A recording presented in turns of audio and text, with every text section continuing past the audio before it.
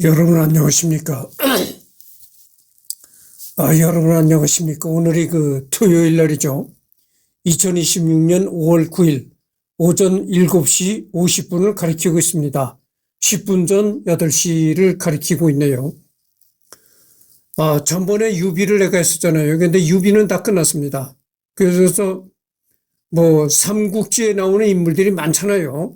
그래서 앞으로 삼국지에 나오는 인물들을 이제 잠깐만요. 그 삼국지에 나오는 인물들을 앞으로도 이제 많이 해야 되겠지만, 그러나 어쨌든 간에 이게 이제 분위기를 좀 바꿔보자는 그런 생각에서 이제 다른 분야의 사람들을 한참 하다가 또다시 이제 삼국지에 나오는 인물들로 하도록 하겠습니다. 그래서 여러분들 이번에는 말이죠. 이 프란츠 슈베르트에 관해서 하도록 하겠습니다. 음악가죠. 작곡가.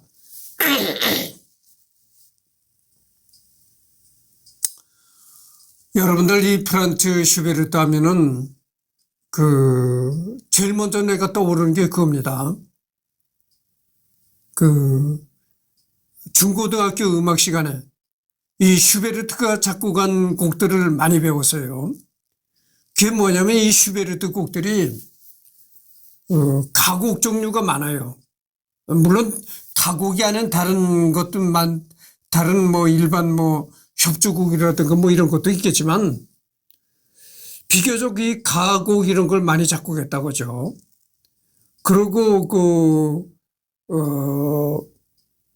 그러니까 한마디로 세미 클래식한 그런 곡들을 많이 작곡했다 이런 얘기죠. 그래서 이제 학교 음악 시간에 슈베르트 곡을 많이 이제 음악 시간에 많이 나왔는데, 교과서에. 그때 내가 생각하기에 그때 중고등학교를 이렇게 생각을 해보면은 슈베르트의 곡들 중에서 아주 참 좋은 곡들이 중고등학교 음악 시간에 많이 실렸어요. 음악 교과서에. 그게 보면 이제 여러분들 보리수라는 노래 있잖아요. 성문 앞 우물 곁에 서 있는 보리수. 슬플 때나 괴로울 때나 보리수 나무를 찾아갔다. 이런 그런 가사로 되어 있는 보리수. 그 다음에 또 뭐가 있나요? 음악의 부처. 이런 아주, 클래식의 아주 주옥 같은, 아주 보석 같은 그런 곡들을 슈베르트가 많이 작곡했다. 그래서 중고등학교 음악 교과서에 슈베르트의 곡들이 많이 실린다 이런 말씀을 드립니다. 그래서 이 프란츠 슈베르트를 한번 본격적으로 보도록 하겠습니다. 여기 보면은 프란츠 슈베르트 1797년에 출생했다. 1828년에 사망했고 오스트리아의 작곡가, 전기 낭만주의 작곡가다. 그러니까 언젠가도 내가 얘기를 했지만 이 오스트리아가 음악의 고장입니다. 그래서 이 슈베르트도 오스트리아에서 태어나고 사망한 그런 작곡가였다 이런 말씀을 드립니다. 그래서 이제 보면은 서양 음악사의 이런 거, 이 서양 음악사는 예전에도 내가 여러 번 했으니까 여기서는 생략하도록 하겠습니다. 고대, 그다음에 중세 음악이 있죠. 이렇게 르네상스 이런 거, 바로크 음악 이런 게 납니다. 이 서양 음악사의 클래식 음악사에 관해서는 내가 예전에도 여러 번 했었으니까 그냥 넘어가도록 하겠습니다.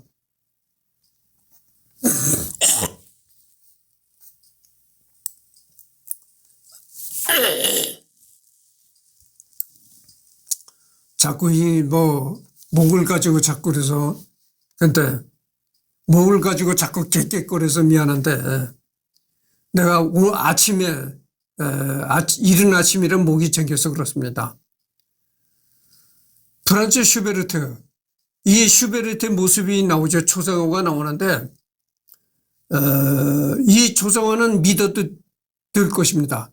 슈베르트가 이렇게 생겼다. 이렇게 믿어도 될 것이라고 생각합니다. 왜냐하면 이 1700년대 사람인데 슈베르트가 이때는 뭐 사람 실물과 똑같이 그리는 초성화 기법이 충분히 그런 기술이 발달되어 있을 때입니다. 그래서 이게 진짜 슈베르트의 모습이 이렇다. 이렇게 생각하시면 되겠어요.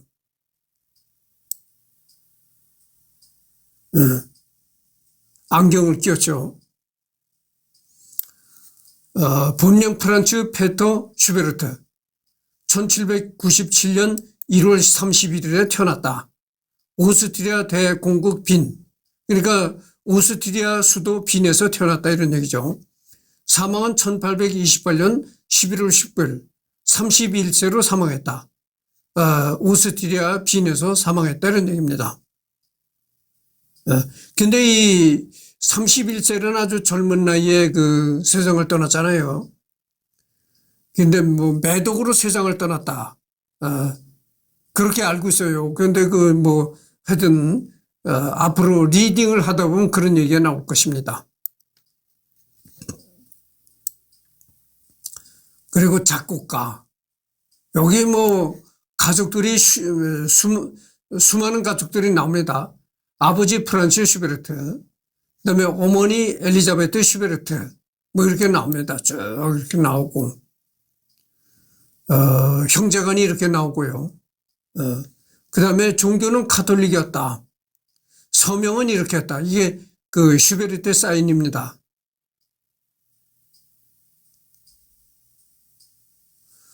슈베르트는 14남매 중 12번째이다.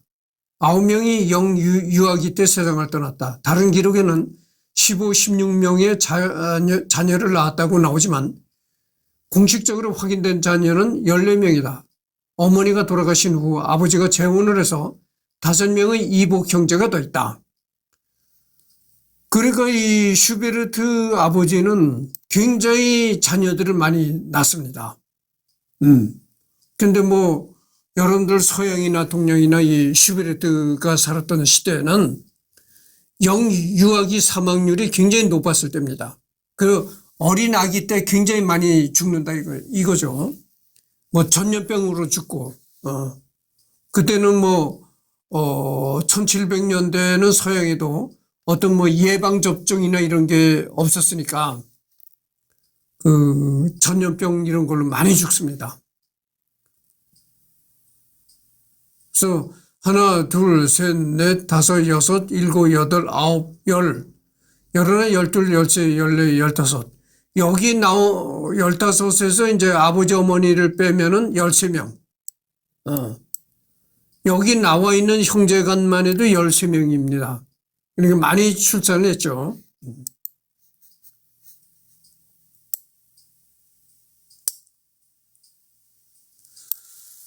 그 다음에, 슈베르트는 어떤 인생을 살았는가를 한번 읽어보도록 하겠습니다. 오스트리아 빈 교회의 리 텐탈에서 태어났다. 아버지 프란츠 테오도어 슈베르트는 리히 텐탈에서 초등학교 교장을 지내고 어머니 엘리자베트는 장인의 딸로 요리사였다. 그러니까 슈베르트 아버지는 초등학교 교장을 지냈다. 이런 얘기입니다. 무려 16명, 구남 7녀인데 이 가운데 9명은 그야말로 10살도 살지 못하고 어린 나이로 생을 마감했다. 의학이 그다지 발달되지 못했던 당시에는 영유아 사망률이 높아서 평균 수명이 40세 이하인 게 보통이었다. 경제적으로 다른 지역에 비해 격차를 보이기 시작한 19세기 중순의 유럽이나 미국조차도 평균 수명이 이렇다 보니 서민층에서 대가족은 흔하디 흔한 일이었다. 그러니까 그렇게 애들이 많이 죽으니까 전염병 이런 걸로 많이 죽으니까 어떻게 되겠어요. 그러니까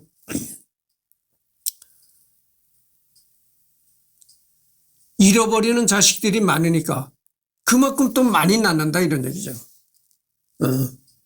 그러니까 이때는 여자들 불임 수술이라는 것도 있을 수가 없는 거고 피임이라는 것도 있을 수가 없잖아요. 그러니까 계속 낳는 거죠. 그러니까 뭐 엄청난 겁니다.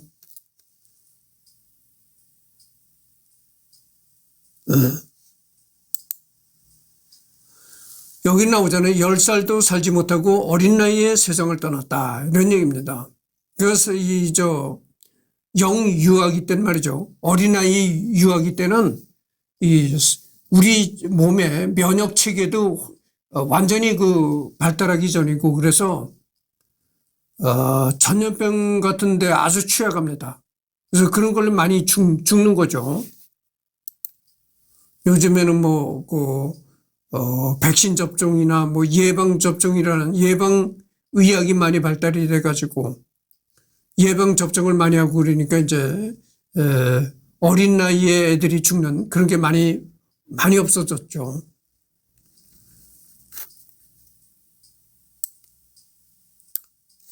그나마 오래 산 형제 자매들은 큰 누나인 안나 슈베르트, 큰형 이그나츠, 페르디난트, 칼, 마리아 테레지아 슈나이드, 막내인 린나가 있다.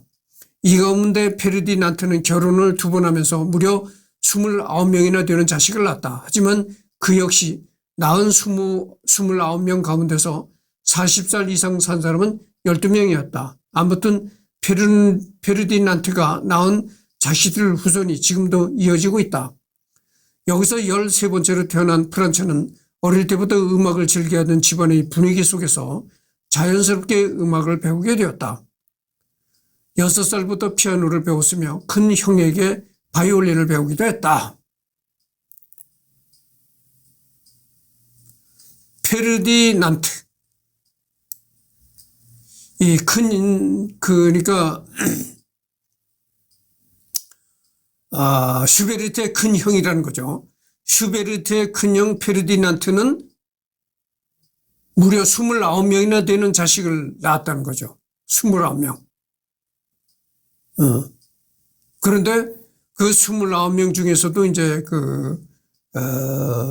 거의 일찍 죽은 애들이 많고 40살 이상 산 사람은 12명에 불과했다. 이런 얘기입니다.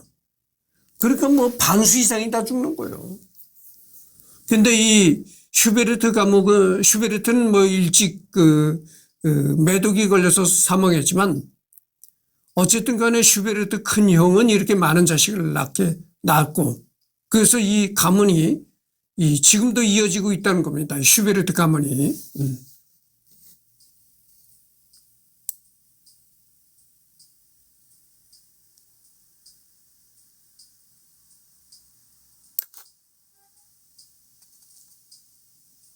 잠깐만요.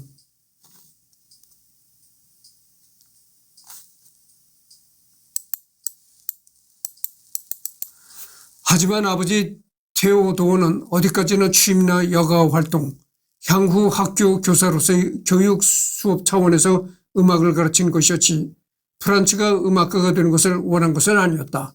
오히려 음악가가 되는 것을 반대하였고 학교 선생을 시키려고 했었으나 그는 음악가가 되기를 원했기 때문에 부자 사이에 갈등이 일어났다. 이런 얘기죠.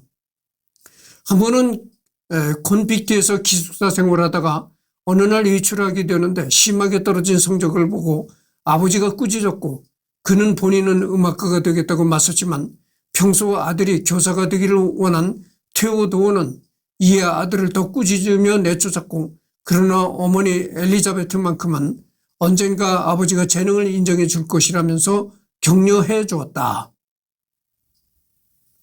그러니까 부모들은 슈베르트가 음악가가 되기를 반대했다는 거죠. 여러분들 지금 옛날이나 지금이나 똑같은 겁니다. 이 슈베르트가 살았던 시대는 말이죠. 이 궁중의 음악가로 등록이 되면 안정된 생활을 할 수가 있었어요. 그러나 그런 기회가 음악을 한다고 그런 기회가 또 다 오는 게 아니잖아요. 그래서 궁중 음악가라든가 이런 거에 취업을 해서 이렇게 되면은 생활이 안정되고 그렇지만 그렇지 않은 경우에는 음악가라는 생활이 참 고난의 생활이었다고 하죠. 그러니까 음악가를 하지 말고 교사를 해라. 교사를 하게 되면은 정기적으로 뭐 따박따박 월급을 받고 안정된 생활을 할 수가 있으니까 그러니까 뭐 그래서 이제 교사를 해라 이렇게 했던 것으로 보입니다.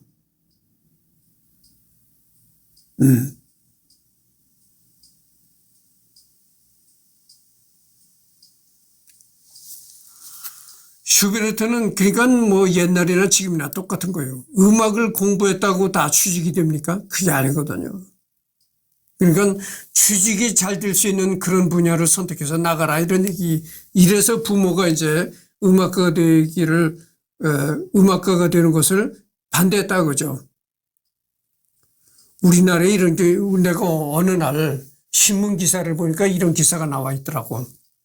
부모들이 아들을 외국 유명 음대에 유학을 시키느라고 집까지 다 팔아 치웠다는 거죠. 외국의 유명 대학, 외국의 유명 음대를 가리키느라고 그 부모가 살고 있는 집까지 다 팔아치웠다. 근데 그 자식이 외국의 유명 음대를 나와가지고 취직도 못하고 맨날 방구석에 처박혀 있더라 이런 얘기입니다. 아니 그러니까 부모 가슴에서 얼마나 이 우라가 치밀어 오르겠어요. 집까지 팔아가지고 뒤를 대서 외국 유명 음대를 졸업시켰더니 집에서 놀더라 이런 얘기예요.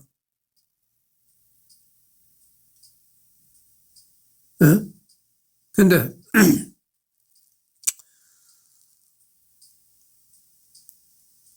그래서 요즘에 그 뭐 음악계의 뉴스를 들어보면은 그 외국 유명 음대를 나와가지고 그 외국의 유명 오케스트라에 취업하는 경우가 많아요. 한국 젊은이들이. 그런 걸 보십시오. 취직하는 사람은 취직을 하는데 못하는 사람은 또 그렇다 해야죠. 음악 교육을 받았다고 해서 다 취직하는 것도 아니고.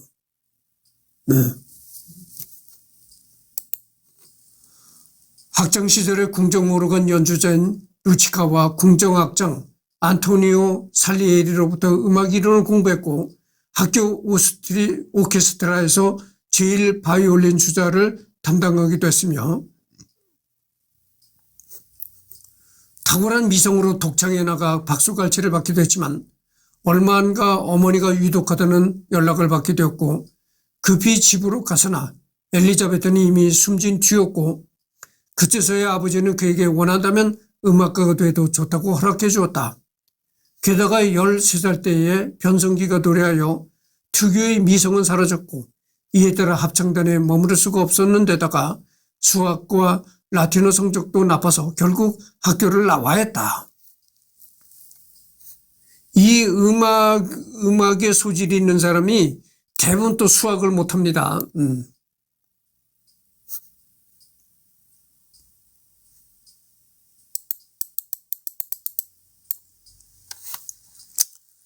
음악가가 된 이후 당시 오스트리아법은 징병제였기 때문에 일정 연령이 된 남성은 의무적으로 군대를 가야 했다.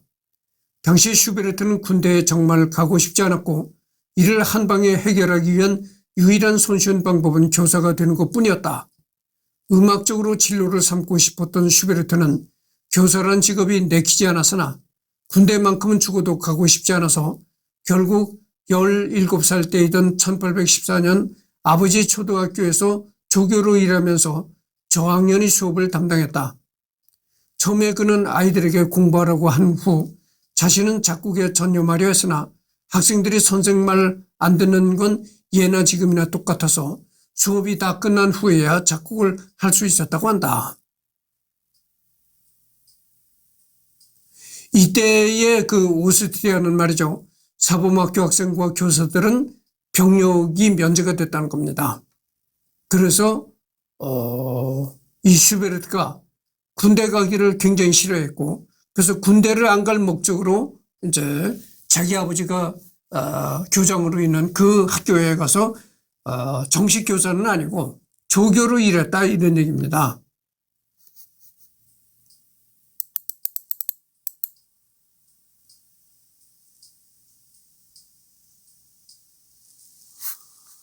이해에 슈베르트 최초로 발표된 큰 작품인 F장조의 장례 미사곡을 작곡했는데 이때 독창을 맡았던 한 살 아래의 테레제 그로브와 사랑에 빠졌다. 장례 미사곡.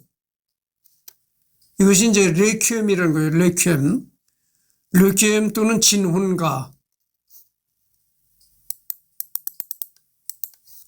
진혼가. 가톨릭교에서 죽은 이를 위한 미사 때 불리는 통상문과 고유 문세를 뜻한다. 더 나아가 죽은 이를 위한 미사에서 쓰이는 미사곡을 이르기도 한다. 이런 얘기입니다. 정식 명칭은 위령미사곡, 즉 죽은 이를 위한 미사곡이지만 제일 처음에 흐르는 입당송 가사의 첫 마디가 영원한 안식을로 시작되는 데서 이와 같이 부르게 된 것이다.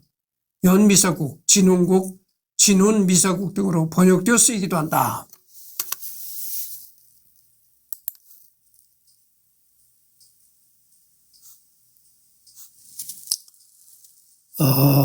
이 시기에 본격적으로 다수의 가곡들을 작곡해 나가기 시작했는데 요한 볼프강 폰 게티 시를 기반으로 한 유명한 가곡 시를 잡는 그레테 헨, 마왕 등이 작곡되었다. 특히 마왕을 작곡할 때 집중력이 아주 대단했는데 한밤중에 2층에서 슈베르트가 마왕에 나오는 대사를 연극적으로 읽시다 깜짝 놀란 부모님이 뛰어 올라왔다가 작곡 중이라는 사실을 알아차린 적이 있었다고 한다. 심지어 친구들이 와서 슈베르트에게 인사할 때 그들이 자기 바로 옆에 서 있었음에도 불구하고 전혀 알아채지 못했다고 한다. 갑자기 피를 받아 악보에 작곡을 하고 이 선율을 본 친구들이 아주 좋다고 외친 후에야 슈베르트는 그들을 알아보았다고 한다.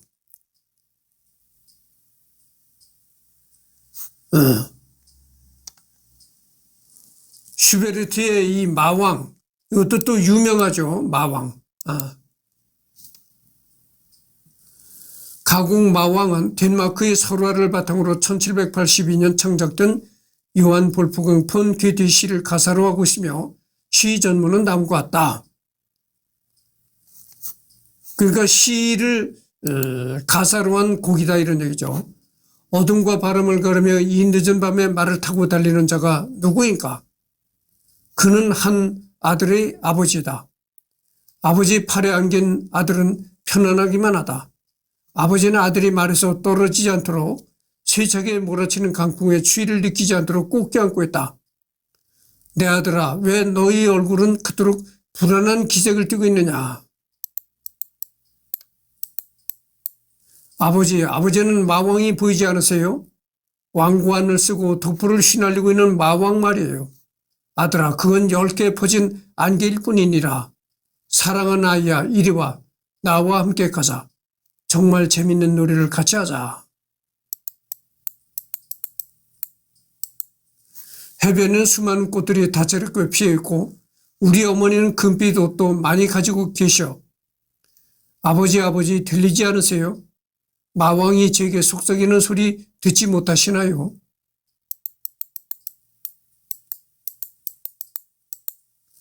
아들아, 겁내지 말고 용기를 내거라. 떨어진 낙엽이 부는 바람에 살랑거리는구나. 귀여운 아이야, 나와 함께 가지 않을래? 귀여운 아이야, 나와 함께 가지 않을래? 내 딸이 너를 잘 돌봐줄 거야. 내 딸들이 밤의 윤무를 보여줄 거야. 윤무. 여럿이 이제 둥그렇게 둘러서 춤을 추는 거라는 거죠.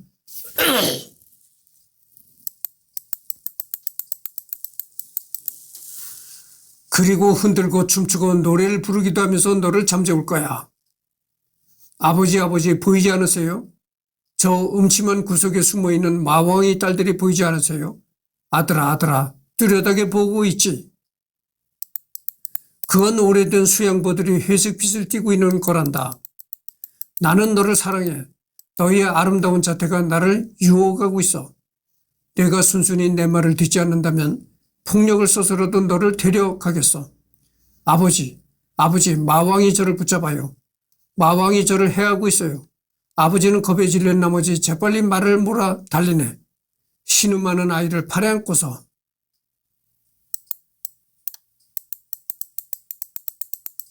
우여곡절 끝에 가까스로 집에 도착했을 때 품속의 아이는 숨져 있었다네. 읽어보면 알겠지만 상당히 음산하고 비극적인 내용인데 당시 여러 예술가들에게 영감을 주었으며 음악 분야에서도 여러 작곡가들이 이 가사를 바탕으로 곡을 남겼다.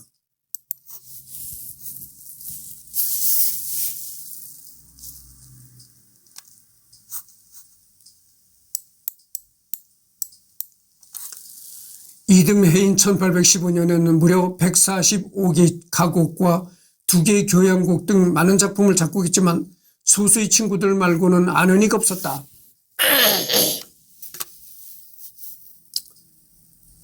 무려 145개의 가곡을 슈베르트가 작곡했다는 거죠.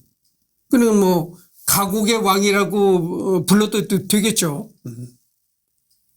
145개의 가곡을 슈베르트가 작곡했다 이겁니다. 그나마 친구들과 연주금 모임 슈베르티아데를 조직하여 활동한 것이 그에겐 즐거움이었다.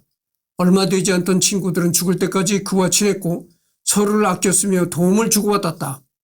쇼보와 슈빈트를 비롯하여 법률과 요제프 폰 슈파운, 법률을 전공한 시인 요한 마일호퍼, 화가 레오폴드 쿠펠비저, 극작가 에두아르트 폰 바우에른펠트, 작곡가 안젤름 휘텐브렌너, 그리고 친구 아닌 아버지 또래이지만 그를 후원하던 성악가 미하엘 포글 같이 죄다 살아생전 인정받던 예술가들이 많았다.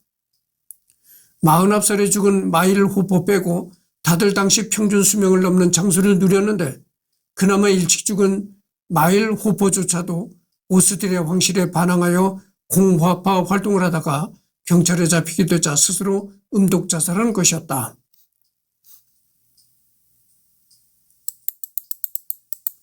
그래서 내가 처음 시작할 때도 얘기를 했지만 이 슈베르트는 상당히 좋은 가곡들을 많이 작곡했어요. 그래가지고 그 슈베르트가 작곡한 가곡들이 이제 그 중고등학교 음악 교과서에 많이 실린다. 그 중에서도 보리수, 겨울나그네, 그 다음에 음악의 부처, 이런 아주 보석과 같은 가곡들이 중고등학교 음악 시간에 음악 교과서에 아주 많이 실린다 이런 얘기입니다.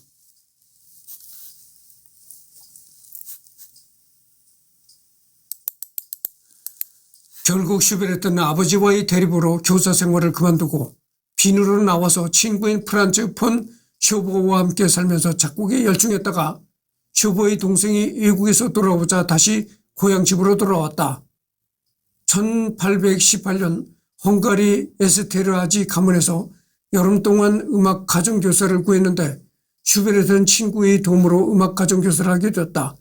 그 일을 계기로 슈베르트는 고향 집을 완전히 떠나 개인 레슨을 하면서 이리저리 옮겨다니는 나그네 같은 생활을 하게 되었다. 1823년 슈베르트는 잠깐만요. 이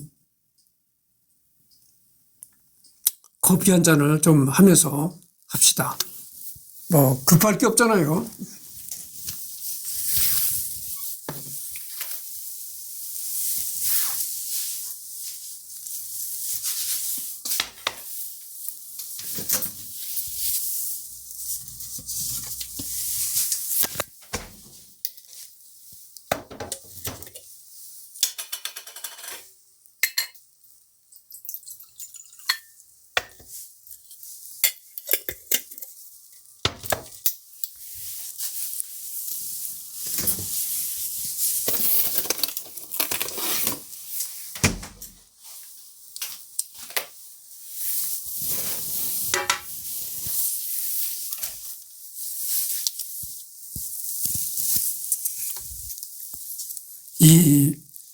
좀 커피 얘기를 잠깐 해드리겠습니다. 뉴스에 보면은 커피가 상당히 거의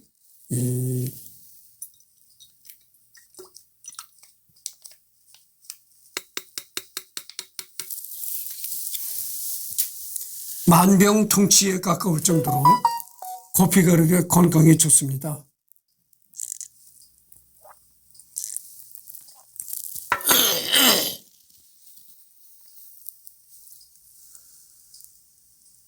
1823년 슈베르트는 밀러의 시를 읽고 감명을 받아 연가곡집 아름다운 물방앗간 처녀를 작곡했고 가곡 방랑자의 멜로디를 바탕으로 피아노용으로 작곡한 방랑자 환상곡을 내놓기도 했다.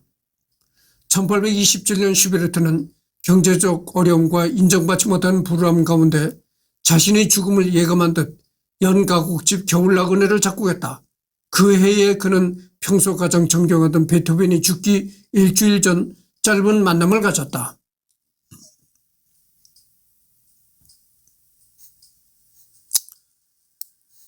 평소에 슈베르트가 베토벤을 존경했다는 거죠.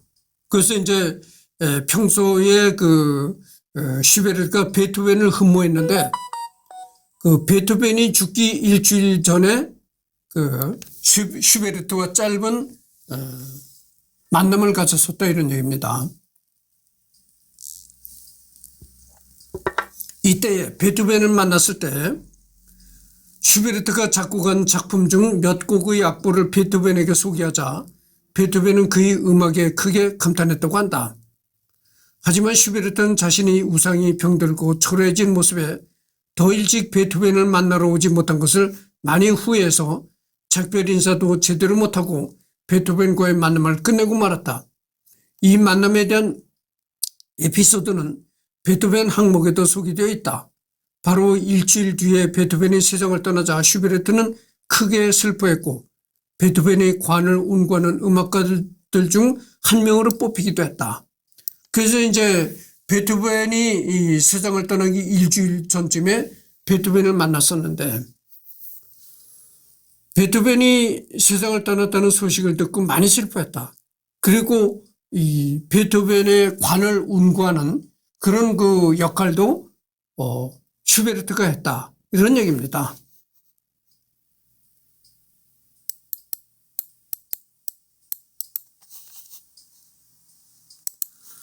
한편 베토벤 사후 슈베르트의 음악가로서의 진로를 반대하며 학교 교사를 강제로 시키려던 아버지와 슈베르트의 관계도 마침내 개선되었다.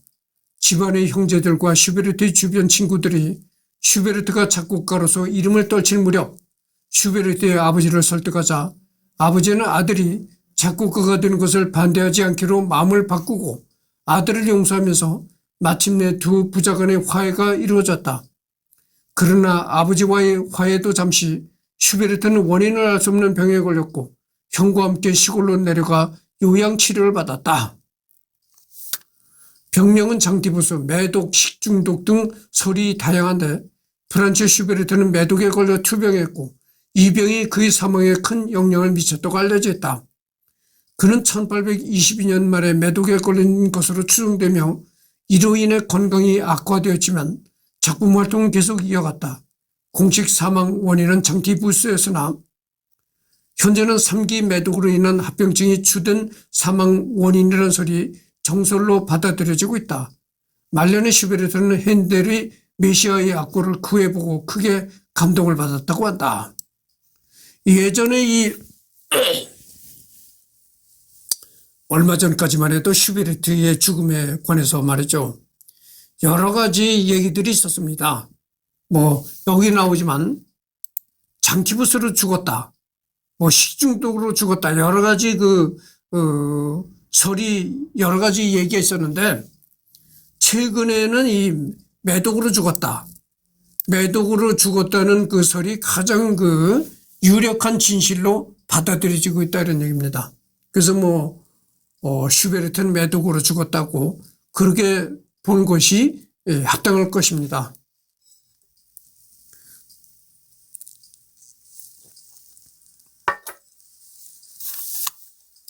요즘에는 매독도 크게 무서울 그런 병은 아닙니다. 그러니까 매독이 걸려가지고 거의 다 죽게 됐다.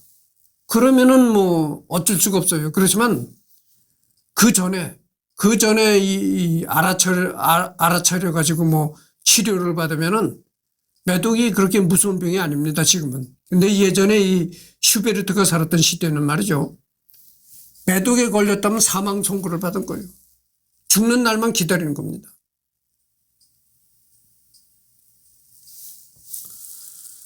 그는 죽기 불과 1년 전에야 피아노를 장만했다. 다시 말해서 이전까지는 피아노도 없이 작곡을 했다는 얘기.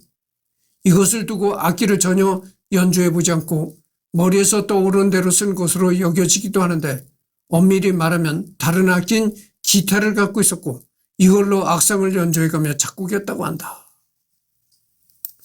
죽기 1년 전에야 피아노를 장만했다 이런 얘기입니다. 그래서 피아노도 안 치고 어떻게 작곡을 하느냐. 이 작곡하는 사람들도요. 이 피아노는 기본 중에 기본입니다. 왜냐하면 자기가 일단 그 곡을 써가지고 일단 피아노를 두들겨 보는 거예요. 그런데 그런 과정을 거치는데 피아노도 치지 않는 사람이 어떻게 작곡을 하냐. 뭐 이렇게 얘기들이 있었다는 거죠. 근데 그 슈베르트는 피아노를 치는 대신 피아노를 치지 않고 그 대신에 기타를 연주했다 이런 얘기죠. 그래서 이런 걸로 보면은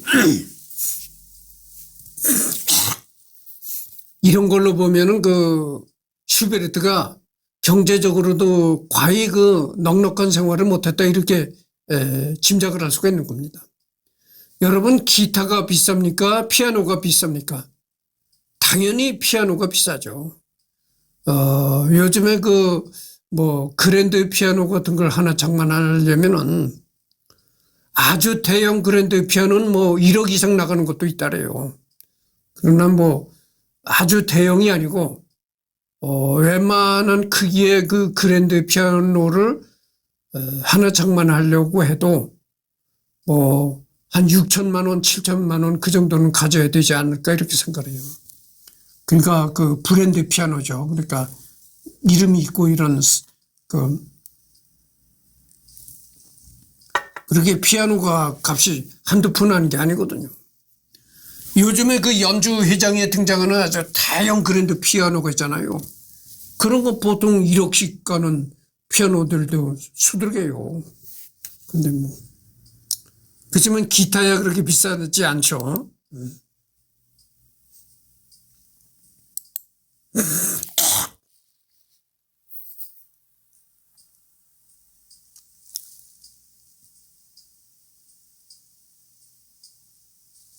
전번에 이제 평가 부분이 나오는데 죽음 부분이 나오잖아요. 죽음은 이제 다 어떻게 지금 벌써 38분을 경과했습니다. 다음 시간에 하도록 하고 그 얘기를 좀 잠깐 해드리겠습니다. 그 바이올린 하나에 17억, 20억 이렇게 가는 바이올린이 있어요. 그러면 그 바이올린이라는 게 왜 이렇게 비싸니까? 여러분 말이죠. 공장에서 대량 생산되어 나오는 바이올린은 그렇게 비싸질 않아요. 근데 그게 왜 이렇게 비쌌냐면은 예전에 아주 이름 있는 그 기능공들이 만든 수제 바이올린. 그게 그렇게 비쌌다 이거죠. 그거는 공장에서 대량 생산이 된 것이 아니고 수제 바이올린입니다. 그런데다가 평범한 사람이 만든 것도 아니고 그 당시 최고로 손꼽히는 아주 최고의 기능공이 만들었다. 최고의 기능공의 손길을 아주 세세히 거친 바이올린이다. 그런 것도 있고 첫째는 수제 바이올린. 이름 있는 기능공 그 시대를 대표하는 이름 있는 기능공의 손에 의해서 만들어진 작품이다. 그러니까 거기에 골동품 가격까지 플러스가 되는 겁니다. 그래서 그 바이올린이 그렇게 비싸지는 거예요. 바이올린 값이. 그래서 오늘이 토요일 날이잖아요. 그러니까 또 오후에도 또 녹화할 시간이 있죠. 그래서 오후에 녹화할 때는 이 죽음에 관해서 얘기하도록 하겠습니다. 그러니까 방금 전에도 내가 얘기를 했잖아요. 슈베르트는 그 매독으로 죽었다. 그래서 다음 오후에는 이 죽음에 관해서 하도록 하겠습니다.